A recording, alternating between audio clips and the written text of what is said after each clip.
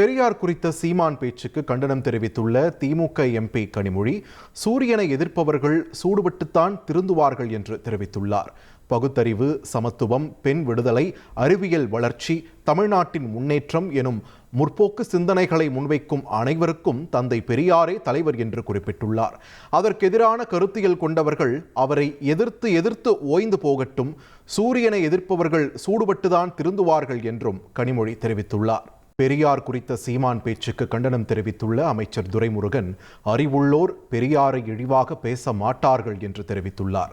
திமுக பொதுச் செயலாளரும் அமைச்சருமான துரைமுருகன் வெளியிட்டுள்ள அறிக்கையில், தந்தை பெரியாரின் கொள்கைகளே இன்றும் தமிழ்நாட்டை வழிநடத்துகின்றன. அதனால்தான் இதனை பெரியார் மண் என்று சொல்கிறோம். சில மண்ணாந்தைகளுக்கு இது புரிவதில்லை என்றும் தெரிவித்துள்ளார். பெரியார் என்ன சொன்னார், எப்போது சொன்னார் என்பது பற்றி தெரியாமலும் பெரியார் சொல்லாதவற்றையும் கூட அவர் எலுமிச்சை பழம் தானே சாதாரணமா நினைக்காதீங்க. இங்க ஒருத்தர் ஒரு ஏக்கருக்கு 6 லட்சம் ரூபாய் சம்பாதிக்கிறாரு எலுமிச்சை விவசாயம் பண்ணியே. எப்படின்னு தெரிஞ்சுக்க ஃப்ரீடம் ஆப்பை டவுன்லோட் பண்ணுங்க. அபாண்டமாக அவதூறு பரப்பியும் யாருக்கோ ஏஜென்ட்டாக இங்கே அரசியல் நடத்தி கொண்டிருக்கும் தற்குறிகள் தங்கள் சொந்த அரிப்பை தீர்த்து கொள்வதற்காக பெரியார் என்ற ஆலமரத்தின் மீது உரசி பார்ப்பதாக தெரிவித்துள்ளார். இதற்கும் தொலைநோக்கு சிந்தனையாளரான பெரியாரே நமக்கு வழிகாட்டுகிறார். மானமுள்ள 1000 பேருடன் போராடலாம், மானமற்ற ஒருவனுடன் போராடுவது கஷ்டமான காரியம் என்று 1936ஆம் ஆண்டிலேயே குடியரசு ஏட்டில் பெரியார் எழுதியிருக்கிறார். அவர் சொல்லியுள்ளபடி, மானமற்ற கூட்டத்துடன் நாம் மல்லுக்கட்ட வேண்டியதில்லை.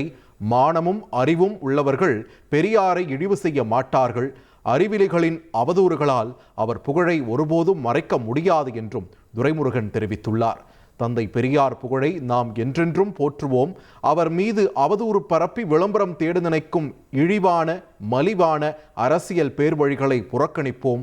எதையாவது செய்து தமிழ்நாட்டின் அமைதியை குலைக்கலாமா என்று நினைப்போர்களேயானால் சட்டம் தன் கடமையை நிச்சயம் செய்யும் என்றும் அமைச்சர் துரைமுருகன் குறிப்பிட்டுள்ளார்.